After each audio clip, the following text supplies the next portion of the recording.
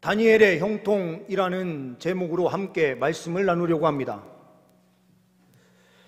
다니엘은 정말로 형통한 사람이 맞습니까? 다니엘은 문제가 없었기 때문에 형통한 사람이 아니라 문제가 있었을 때에 올바른 선택을 하고 믿음으로 나아갔기에 이 형통의 은혜를 누리게 된 줄 믿습니다.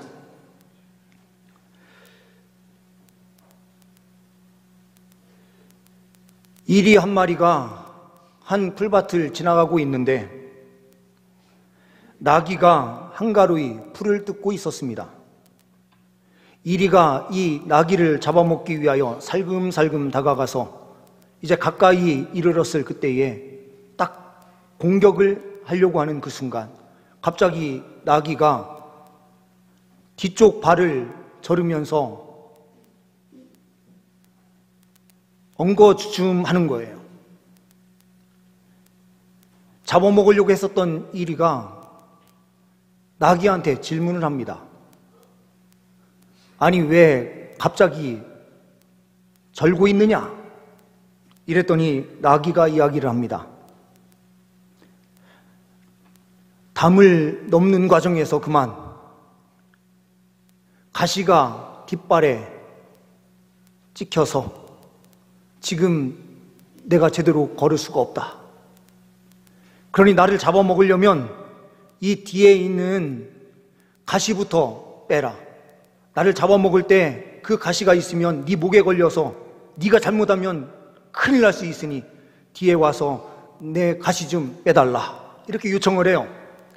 그랬더니 이 이리가 가만히 생각하니 합당한 이야기예요. 그래서 가서 그 나귀의 뒷발에 있는 가시를 빼려고 하는 순간 어떻게 됐을까요? 뒷발로 차는 순간 이빨이 다 부러지고 혼비백산하여 주랭랑을 쳤다라는 우화의 내용입니다. 지혜로움이라는 것은 무엇일까요? 지혜로움이라고 하는 것은 우리는 다니엘을 통해서 정확하게 볼 수가 있습니다.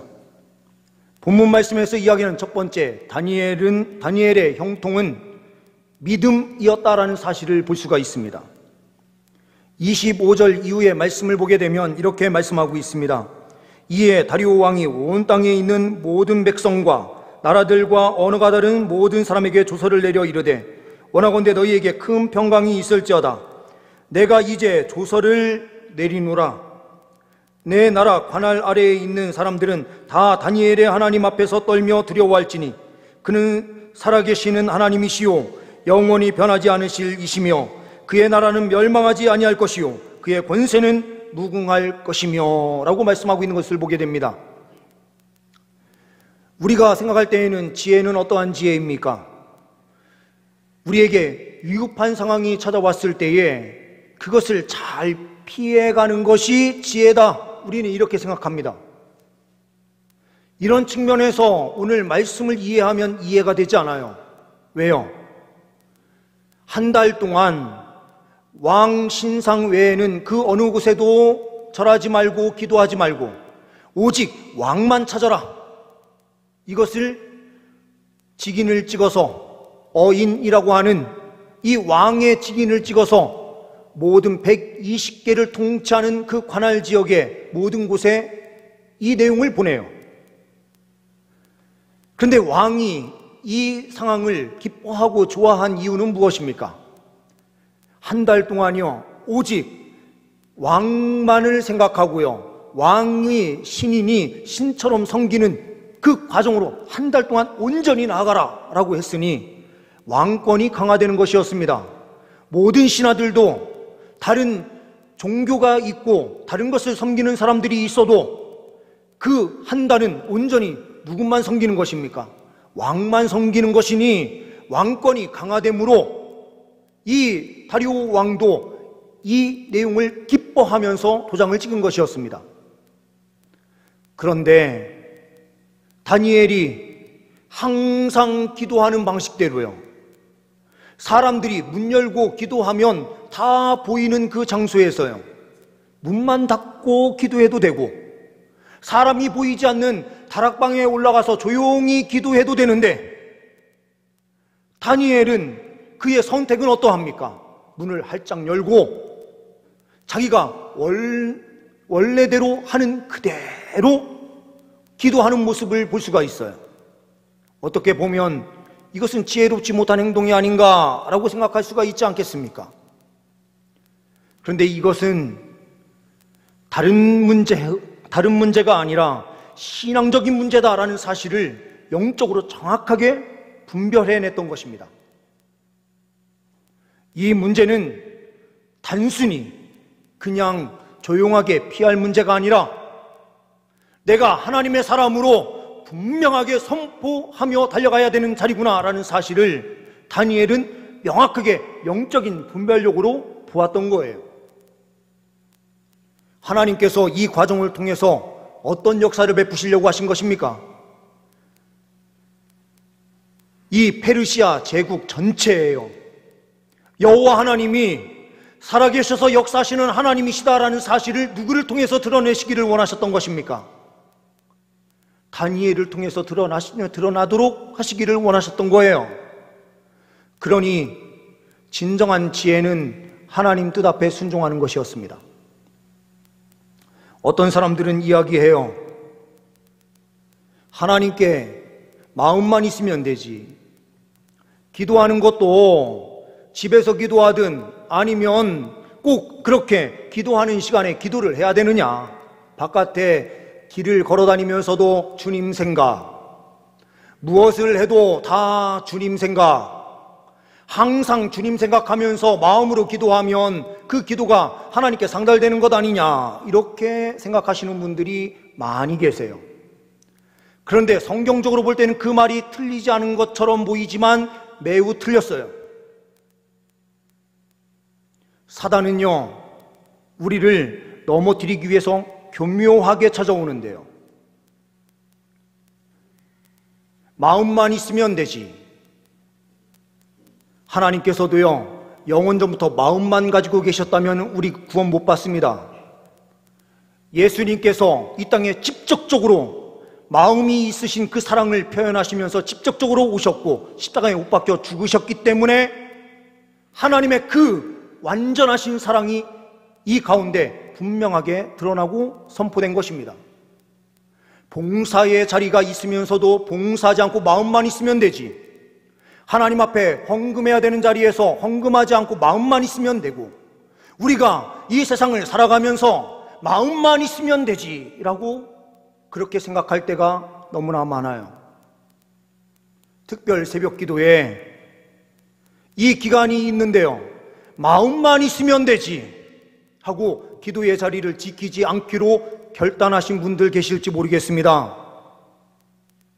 하나님께서는 마음만 보시니까 마음 중심을 드리면 되지, 아주 맞는 이야기처럼 보이지만 매우 틀린 이야기죠.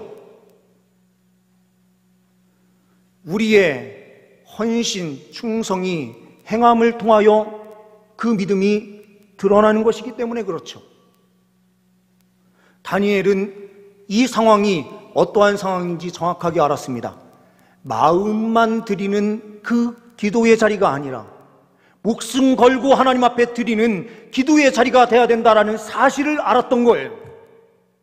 그러니 목숨 걸고 기도의 자리를 사수해요. 다니엘의 형통은 다른 것에서 온 것이 아니라 믿음의 순종을 통하여 온 것입니다. 하나님 앞에 헌신과 충성으로 기도의 자리를 지켜내고 사수함으로 달려가는 능력의 백성들 다 되시기를 간절히 소망합니다. 두 번째로는 다니엘의 형통, 구원입니다. 27절 말씀에 그는 구원도 하시며 건져내기도 하시며 하늘에서든지 땅에서든지 이적과 기사를 행하시는 이로써 다니엘을 구원하여 사자의 입에서 벗어나게 하셨음이라 하였더라. 사자의 입에서 벗어나게 하시는데 어떻게 하십니까? 22절 말씀에 올라가셔서 한번 보시면은요, 천사를 하나님께서 먼저 보내셔서 사자의 입을 막으셨다고, 완전히 틀어 막으셨다. 다니엘이 이렇게 고백하거든요. 헌신과 충성으로 결단하고요, 죽을 것을 각오하고 나아갔는데 하나님께서는 어떤 역사를 베풀어 주십니까? 구원 역사를 베풀어 주시는 거예요.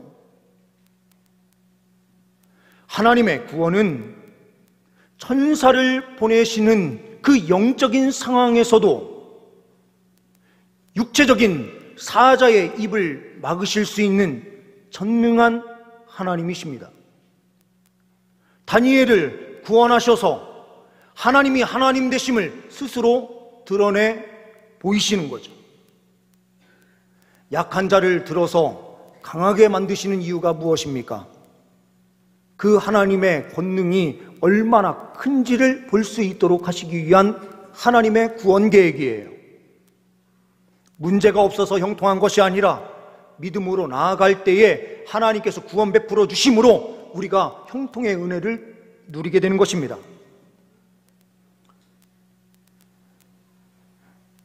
미국에서 가장 인기 있는 운동이 있습니다. 저도 룰은 잘 몰라요. 그냥 열심히 뛰고 달리고 하는 것 같은데 뭔가 차고 막 한단 말이에요. 사람들이 막 달려가는데 맞고 막 이럽니다. 미식축구. 도대체 뭘 어떻게 하는지 점수가 나는지 잘 모르겠어요, 솔직히. 그런데 미국에서는 가장 인기 있는 운동 스포츠가 뭐냐? 이 미식축구예요. 미식축구의 슈퍼볼, 이 경기가 있을 때에는 미국뿐만 아니라 전 세계적으로요, 약 10억에 가까운 사람들이 TV를 통해서 시청을 한다고 합니다. 그런데 항상 만년 꼴찌로 달리고 있었던 언더독, 최약체로 알려져 있었던 필라델피아라고 하는 팀이 있었습니다. 이 필라델피아라는 거는 제가 개인적으로 굉장히 좋아하는 말이에요. 이게 필로스라고 하는 사랑, 그리고 아델포스라고 하는 형제라고 하는 합성어인데 형제를 사랑하는 자라는 의미거든요. 기독교의 약간 이단분파에 속하는 사람이기는 했지만 기독교인이었던 한 사람이 영국에서 이 필라델피아로 넘어가면서 그 필라델피아 그 한 주를 통치하는 자로 서게 되는데 이름을 뭐로 지을까 하다가 이 필라델피아라고 이름을 지었거든요. 개인적으로는 필라델피아라는 말이 너무 좋아요. 우리 공동체가 필라델피아 같은 공동체가 되었으면 좋겠다, 이렇게 생각을 하거든요. 그런데 필라델피아의 문제는 뭐냐면요, 형제를 사랑한다라고 하는 이 뜻이 있기 때문에 동성애자들도 그냥 허용하고 이러면서 심각한 문제가 생긴 주이기도 합니다. 아무나 다 사랑하는 것이 아니라 말씀 안에 있는 사람들을 서로 사랑하고 함께 할 때에 아름다운 공동체로 세워지게 되는 줄 믿습니다. 갑자기 이제 미식축구 이야기하다가 딴 데로 흘렸는데요. 이 필라델피아 팀이 항상 꼴찌하던 그 팀인데 2018년도였나요? 이 팀이 우승을 했어요. 근데 이 팀이 우승한 그 과정을 사람들이 알고 나서는 엄청난 기독교인들이 생겨나고요. 이 슈퍼볼에서 우승한 필라델피아 선수들이 앞에 나와서요, 다 하는 소리가 뭐였냐면 하나님께 영광을 올려드린다라는 것이었습니다. 그런데 이 나라는, 미국은 대통령도요, 선서할 때 성경책에 손을 얹고 선서하고요. 그리고 많은 사람들이 기독교인이니까 하나님께 영광을 올려드립니다 하는 소리가 별것 아닌 것처럼 우리가 생각이 들잖아요. 그런데 미국에 사는 그 목사님들을 통해서 이 유튜브에 계속 이야기가 나오는 얘기가 뭐냐면요, 하나님께 영광을 올려드린다라는 말을 하는 것이 마치요. 어떻게 사람들이 생각하냐면요. 이렇게 생각한답니다. 얼마나 나약한 사람이면 하나님을 의지해서 운동을 한다고 말할까? 가장 힘센 사람들이 모여서 가장 투쟁적으로 싸우는 그 미식축구에서 얼마나 나약하면 이런 인식이 있다는 거예요. 그러니 미국도 부패할 대로 부패한 나라가 돼버리고 있는데요. 그런데 그 자리에서 미식축구 우승한 필라델피아 대부분의 선수들이요, 다 하나님께 영광 올려드립니다 이렇게 이야기를 하는 거예요. 근데 그 중에 대표적인 사람이 MVP를 거머쥐고 시상한 닉 폴스라고 하는 사람이 있습니다. 이 닉 폴스가 이 팀에서도 항상 방출 1순위로요. 왜 그러냐면 이 사람보다 너무나 뛰어난 한 사람, 같은 자리에서 뛰는 한 사람이 있었는데 웬츠라고 하는 선수였어요. 이 선수 때문에 그 전년도에도 경기를 1년에 3번밖에는 못 뛴 사람이에요. 그러다 보니 이 사람은 이 팀에 필요가 없다, 나가게 해야 된다 막 이러면서 이 닉 폴스라고 하는 사람이 자기는 신학교에 가서 공부해서 목사가 돼야 되겠다 이 마음이 들어서요, 이제 미식축구 그만둬야 되겠다 이 생각을 갖고요, 뛰는 중에 신학교에 입학을 해서 한 학기를 다니고 있었답니다. 이제는 이 경기 끝나면은, 이 시즌이 끝나면 자기는 이제 끝났다 이렇게 생각한 거예요. 그런데 이 사람이, 웬츠라고 하는 사람이 부상을 딱 당하는데 이 사람이 대신 그 자리를 채우게 되는데요, 너무 잘하는 거예요. 그리고요, 사람들부터 이 사람이 그 자리에 들어갔는데 사람들이 다 비웃었었는데 너무 잘하니까 그 소리가 쏙 들어갔어요. 그리고요, 이 팀의 감독이 프로에서 성과가 있었던 사람이 아니었어요. 어디 고등학교에 그 미식축구팀을 지도하던 감독이었는데 이 사람을 감독으로 앉혔더니요, 사람들이 다 막 언론에서도 막 비웃고 난리가 났습니다.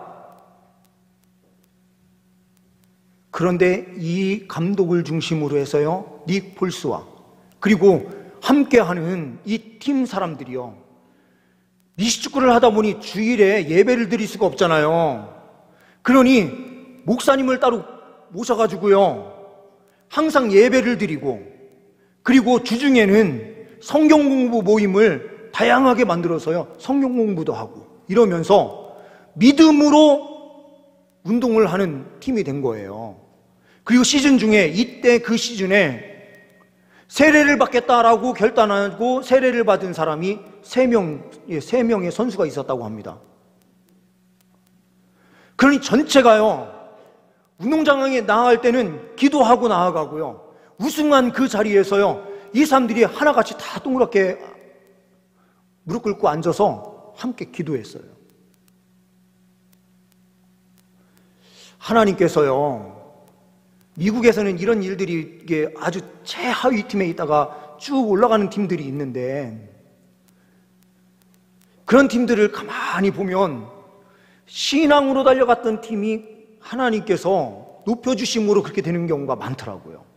그래서 영화도 그것과 관련된 영화들이 나오고 있고 나온 경우도 있습니다.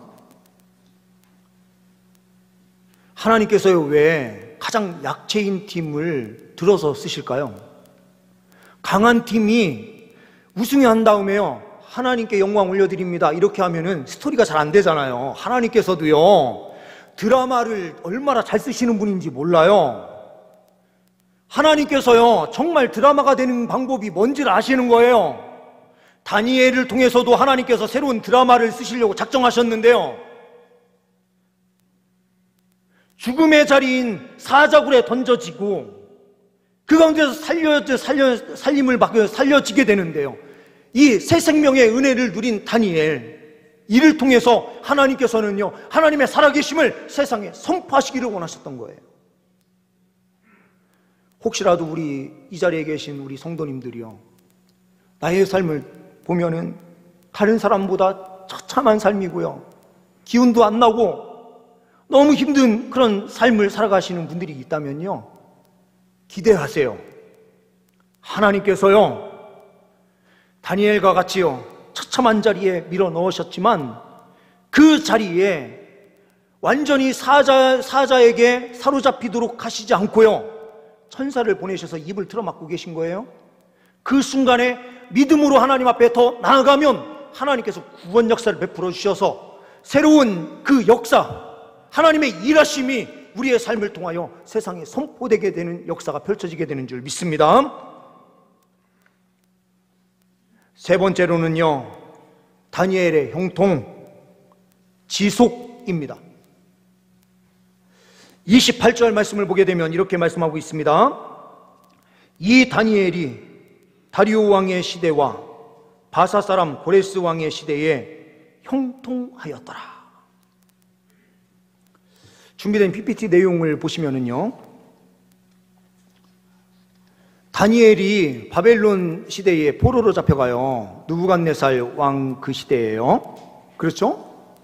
포로로 잡혀가서 바벨론 제국에서 어렸을 때에 총리가 되도록 하나님께서 다른 사람보다 10배의 지혜를 주셔서 총리가 어린 나이에 되거든요.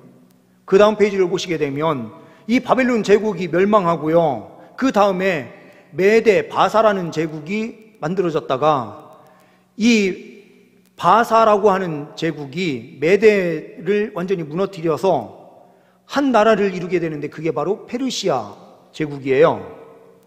페르시아 제국이 만들어지는데요, 다음 페이지를 보시게 되면 다니엘이 그 활동했었던, 총리로 활동했었던 그 시기의 왕의 이름입니다. 4명의 큰 왕이 성경에는 기록되어 있는데요, 느부갓네살, 벨사살, 다리오, 고레스 이렇게 되거든요. 1번, 2번에 있는 느부갓네살과 벨사살은 바벨론, 신바벨론, 바벨론 제국이에요. 그리고 다리오와 고레스는 페르시아 제국이에요. 왕도 4번이나 바뀌어요. 그리고요, 나라 자체가요 완전히 바뀌어서 성경 안에서 보게 되면 3번이나 바뀐 거예요. 메대 바사까지 포함을 하면은요. 그런데 처음부터 끝까지 총리가 된 사람이 누구예요? 총리로 있었던 사람이 누굽니까? 다니엘이에요. 하나님의 복은 지속되는 거예요. 제국이 바뀌고 왕들이 바뀌어도 하나님께서는요 다니엘에게 복 주시니 그 어떠한 상황 속에서도 흔들리지 않는 굳건한 보호하심과 인도하심을 누리면서 그 영광을 누리게 하시고 계시는 거예요. 믿음으로 달려가면은요, 처음에는 문제가 있는 것처럼 보이고 난관도 있고 쓰러지고 넘어지는 일들도 있을 수 있는데 하나님께서는 어떻게 하십니까? 구원 역사를 베푸셔서 하나님의 일하심을 만방에 온전히 드러내 보이시는 거예요. 한 가지의 비유만 말씀을 드리고 말씀을 마치겠습니다. 젊은 한 수도사 형제가 있었어요. 이 형제가 기도를 하는데 마귀가요 광명의 천사로 변장을 해가지고요 딱 이 사람 앞에 나타나는 거예요. 고린도 후서 말씀을 보게 되면 11장 말씀에 보게 되면 광명의 천사로 사탄이 그렇게 보여지게 자기를 변장하고 나타나가지고 사람을 유혹한다라고 표현되고 있지 않습니까? 그 마귀가요 광명의 천사가 딱 돼서 나타나가지고 이 한 수도사 젊은 형제에게 이렇게 이야기를 하는 거예요. 내가 천사장 미가엘이다 이렇게 이야기를 했어요. 그랬더니요 이 젊은 수도사가 어떻게 답변을 하냐면, 혹시 다른 사람한테 보냄을 받았는데 저한테 오신 것 아닙니까? 저는 제 가운데 있는 죄인 중에 죄인이라 나는 영광스러운 천사를 만날 수 없는 자입니다. 이렇게 이야기를 했대요. 그러니까 이 사탄이 이 사람은 쓰러뜨릴 수가 없다 하면서 떠났답니다. 연세 많은 원로 수도사가 있었습니다. 이 원로 수도사에게 어떤 사람들이 귀신 들린 한 사람을 데리고 와서 귀신 좀 쫓아달라고 그렇게 요청을 하더래요. 이분도 겸손한 사람이었거든요. 그래서 자꾸 그 일을 피하려고 하는데 자꾸 귀신 좀 쫓아내달라고 막 그러니 이 수도사가, 원로 수도사가 이렇게 외친 거예요. 하나님의 피조물인 그 사람에게서 떠나가라! 이렇게 이야기를 한 거예요. 그랬더니 이 마귀가 이렇게 이야기를 하더래요. 그래, 내가 떠날 때 떠나더라도 하나만 질문하고 떠나자. 하나만 답변을 해달라. 그랬더니 원로 수도사가 이야기해봐라. 그랬더니 마귀가 질문을 해요. 마태복음 25장에 있는 양과 염소 비유가 있는데 염소가 누구냐? 이렇게 질문을 한 거예요. 우리 성도님들은 염소가 누굽니까? 만약 옆에 있는 사람입니다. 만약 이랬으면은 사단이요, 그 사람을 통해서 역사했을 것인데 이분이, 저는 이분의 답변, 이거는 3세기였나 2세기였나 하여튼 그 기록물에 있는 건데요. 저는 그걸 보면서 아, 진짜 해석이 뛰어나다 이 생각을 했는데요. 답변을 내가 염소다 이렇게 답변하는 거예요. 25장 말씀을 보면은요, 그 자리에서 예수님으로부터 말씀을 듣고 있었던 모든 사람이요, 자기는 양이라고 생각하고요, 다른 사람은 다 염소라고 생각하고 있었던 거예요.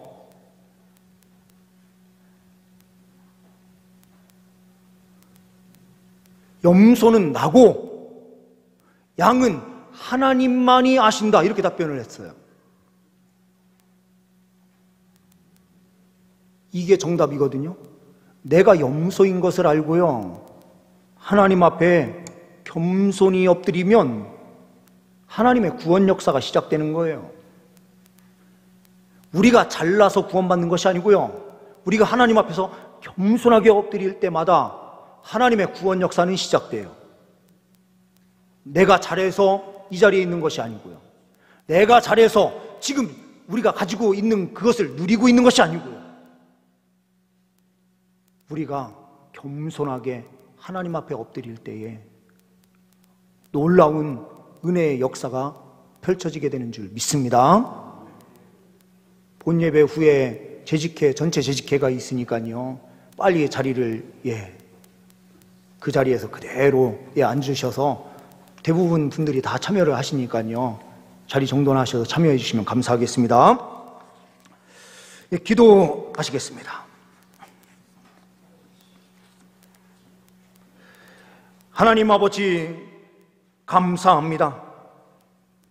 우리에게 겸손함을 주옵소서.